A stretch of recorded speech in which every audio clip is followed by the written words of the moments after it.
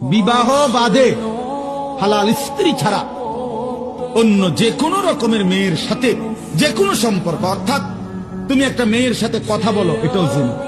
তুমি একটা মেয়েকে ভালোবাসো, এটাও জিনা। একটা মেয়ের কথা শুনো, এটাও জিনা। একটা মেয়ের সাথে হাঁটো, এটাও জিনা। কোন ভিন মেয়েকে ছুঁয়ে দিলা, এটাও জিনা। তার দিকে তাকায় থাকলা, এটাও জিনা। তাকে নিয়ে কল্পনা করিলা অন্তরে, এটাও জিনা।